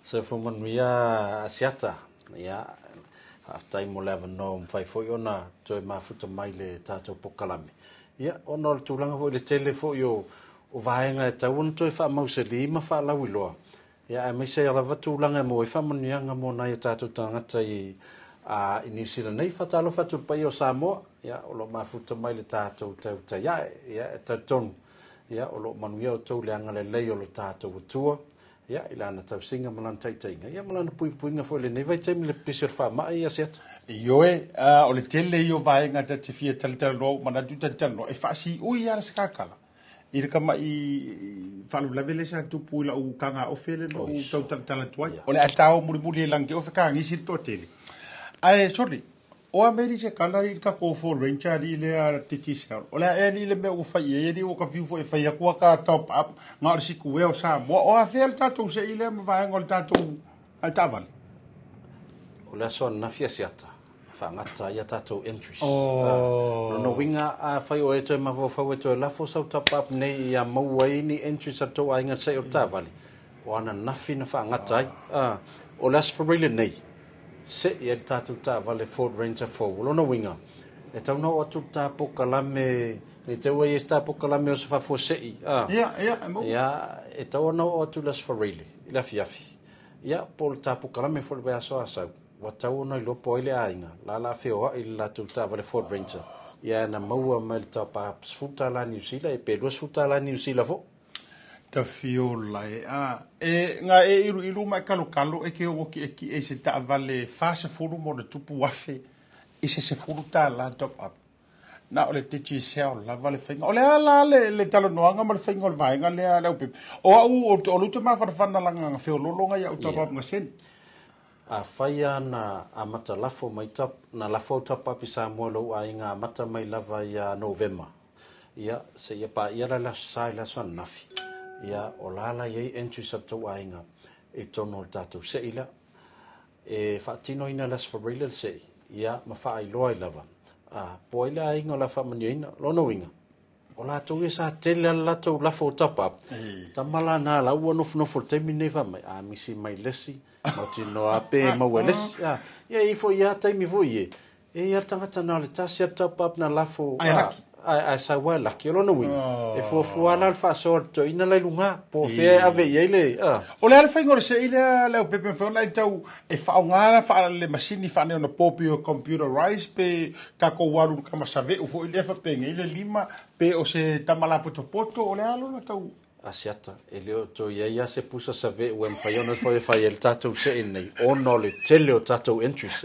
lo no winga e na mi computer awa a fai over male miliona tato entries lai ia e mana o mira computer ne vave fa vasenga mai le fa ko inga ke le sa lo computer mai to ina sat paitea to nga mena al tango le lima ton e fai tio ina lava na tu langa le to tato wina se sin tu io e sa o le ko fiolai wa ele o le tasile ta valu te mo o to fia veve ia ai ta tele me esem fala o no tatu titi sel o le kambalo le Ford Ranger I wala nga o luto pa i piki apu ai le o se Iyo tu sata ua na le mo fa na matia lai iyo to anga fa tau tama wele le pa po ai ui ole pa wale o se Ford Ranger te no mo was full tala top up e ya tato to fa talo no winga la o mar malo si la o lau top up le temile nei le kwa fa ngai makai na talo temile nei kalo ala le ia ka kuanga foi mau tau tato ai ngai sa mo mo wala fa pe na vatu ia te au foi que fa ngalo a fi ese ona va la no ese soyeri ze mo volta vale fa la passi fo la te tu to la wala le to is fa pe me sa volta va o ye que ona le ngani na e fe ngai mai ai sa top le wadi wa o ke mo wa manga ko e o moro fa la ko ngo o ko ye top up tinga ka kuanga la ko vai me tu fa ka passi vo le pia so re ku mai ni ai re oro fia kama ui olea ko laksa mo manuia le lo tu ame se fo la tatalo fe o ke ka pelieru so o ka karo ine masangi ina e tatalo ai e si vai ngol titi sa te fia na fa mai lo le tu ai ta tele mai lisita le ai masalo na ole se ya ta vale lai ai fa ta tan me to tele ya ai ta tonu ya tawana ta anga ia te foi lai tau tual tātou talo whawata. Ia peona iai foi whanga solonga mai o le au nanga. Ai me se lava mea November, te sema, ia lo tātou o mai foi ia January. O no vai te miane e to tele o tātou. Ia sa tele ana whaatau vautas malafo, ile ngate whai mea lofa. Ia o le whainga o whaatau a ainga. Ia ele ngata vulna.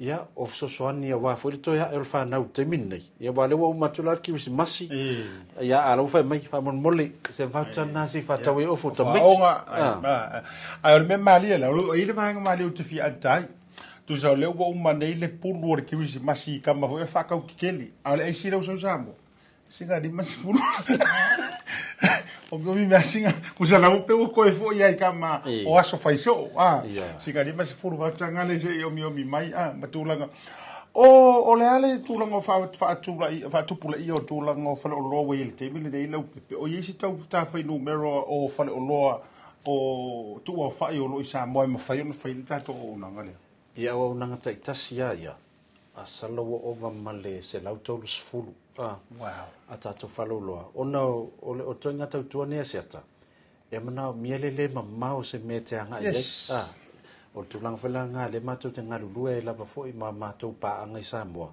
ina ia tam fa ia fa tele faloloa la tu te tele ina le talo fa vacha whawhaingofia mo nei o tātou tangata. Pēlau na ilvai teimin nei. Leo tu tawanga ia pia tō teli. La o tele an whaatino lātou whaatau I le atu I tuatane, whasolo atu ia sau. O la o whaatino lātou whaatau I whaloloa. Ia pēnā fo I le atu ale pata ma whalaelili. Ia ma o tau nu e fo I le isi naunau ta inga tātou company. Tau mwhaiatia e mei whaloloa o lo inu I tua. Awa ana le leina tia. Ia e whaingofia fo I ona ola ma whaingofia I tangata le tau o ia pia. Ia le la whao ngā lātou se Lene I. Ia atonu a te tele vui whaloloa ma ta fo I tau ngofia I maolo.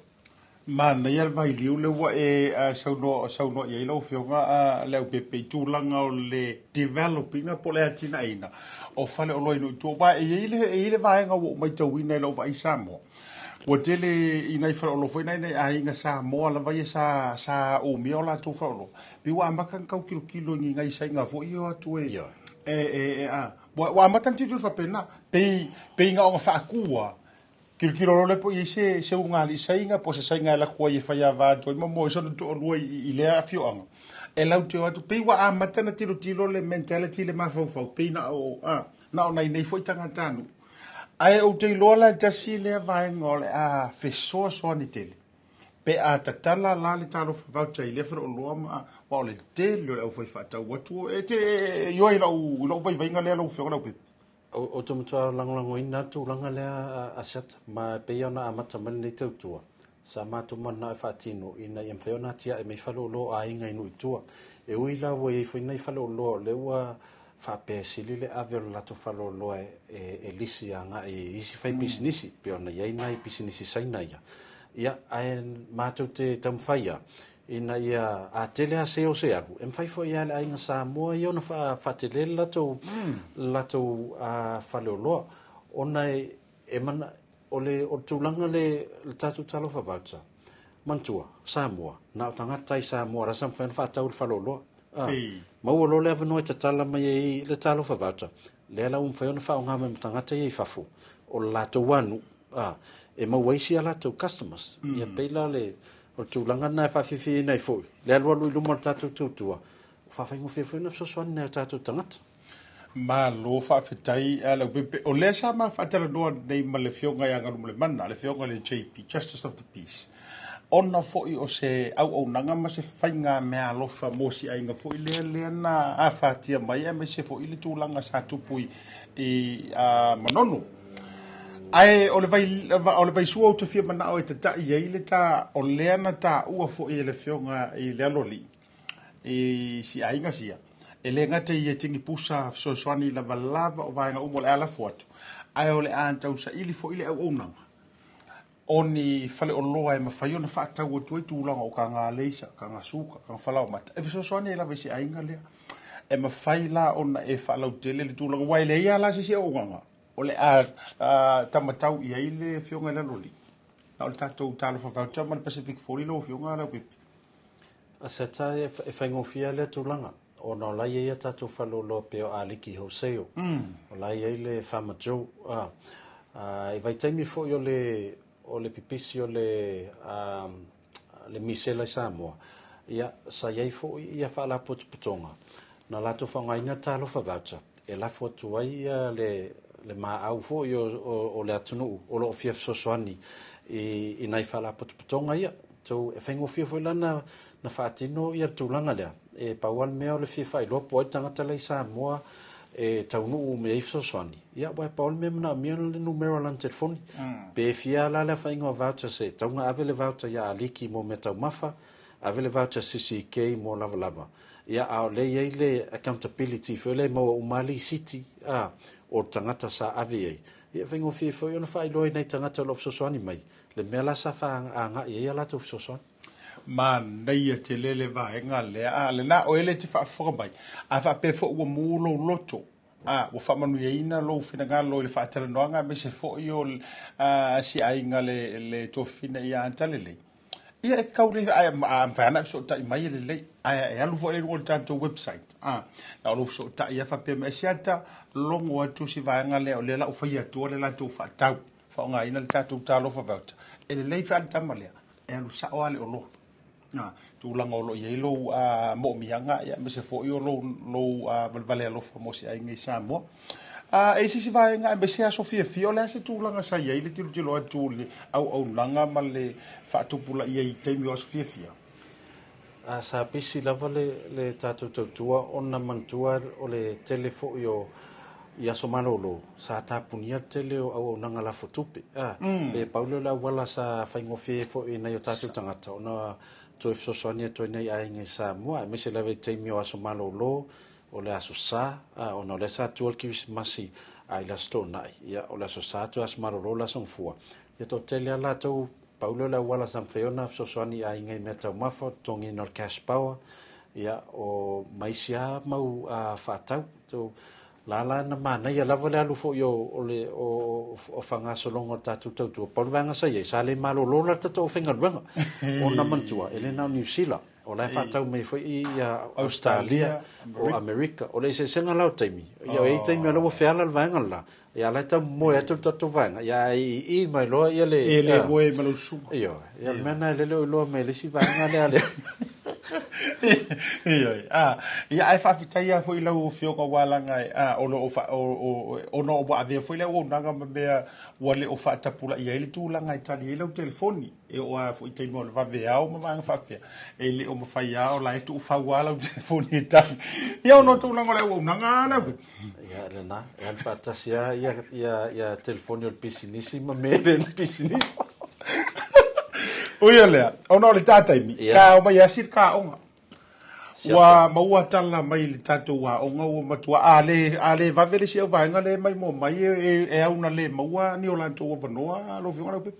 On mea laua si le fia le tōtele, o le fatua tau manino ia lātou, le tā ua o le vaenga le a onga fua le se tong, o le fia ka muta, e fo isi trades le mana e fatino.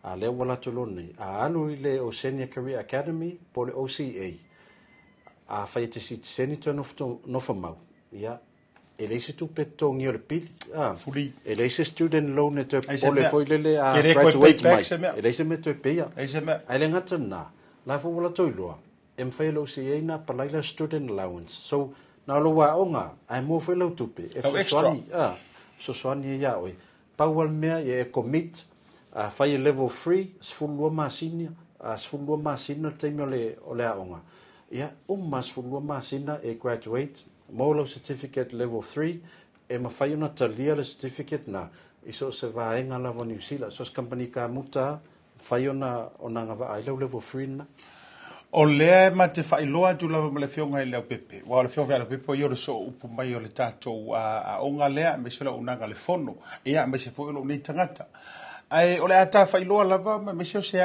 se tala maoti ele tūlanga fo i o se sia tātou restaurant lata mai a lau whionga i Leaupepe. Mo i lātou lo whawhingta o na o lungo le o tātou website www.oca.nz o le e whamoe masalo a leo le vai aso fōpo le vai aso i tō atu o la whailoa atu ai se vaenga i tono o mangele ia e mawhai on tō wanga i mai le la mai i masiata yes ona sosone atu le whaingo le lestala pa whai ona whaingta o na o lungo le online a le wala whaingo fia ia ia tau whi so avno te minei a nga i lungo le website na oca.nz ia fatumu le form whaingo fia fatumu ino le form amna mia for sosone wala au ma tātou numero olu atasi li mono tolu whawha ia langa i whaasana watu numero asiata teimi nei ia a se teimi lava ia o na whaailoa tula ia Lei ke maua o over se lau. Leu esi sila mai ai luma. Na o tu na tu ila lo le tantou numero. Over se lau. E ke maua ila manga so se kaimi fo ia. Ai au le talia. Ia mali ku me fo ia so moeri. Kwa le anga fo yo to. Ai o yo lea. Au tai ai le vaenga i le tulanga o lea onga. Au lisi vaenga le pene sau no ai le fionga le Leaupepe. E le ngata fo ila o lau o ina. Ai a mai a fo i wa maua lau tuspasipo. E fisoso ani fo ile vaenga e faa upenga oi. Tūlanga lau au penga ka muta le po lau le ei lau sa mala o le fua vai o le fua koso o me mama tūlanga whapena e la tau te fisosoani ma le sini o mea uma e fisosoani fo i oe mo senga luenga sa o le ala pe na o matua mautua tu lava wha mamla manga e siata o tūlanga na e le se me tu tau pole na uma le aonga graduate e sa uni lo te whainga ruanga ia mai te roa fo ie o le te les whamanianga o le maua tūlanga o tupe maua ia ai whaftai te le sia te mon matua vanoa ne fiafi ta tonu fo ia la tele lavsi stay me to update ai ia la to lo nau a onga tato OCA ia wa ia le tūlanga le o se avno mo na tato tangata ina ia o e whaunga ma lo fa vitai tau lo kal na Tautai A'e le vanga o le fiafi Ioi, like, love and share tato por kalame mo sera unanga le BluTV. Ai moli fa malo malanga fa te tele ila ulango la sua me se fo le feonga ile li pule nei o le tato Pacific 40 talo fa voucher ngata fo ila ile o le tu sa mo le tato OCA. Fai so restara vili meta tu numero fa mo mo na uilalo fa mangalo sela manga o le tauta mali. Le fia so tua fa le wow. Ea ina ia mfon fa fifiina o sa mo le atu no pele tatu to ifta fa fo ile taimi masani lo fo ile so tayao ai mai le taimi a siata fa le maru fa pe fo ile fionga ile Leaupepe ma te fa so i fo atu fa to fa o sa mo le taimi so i fo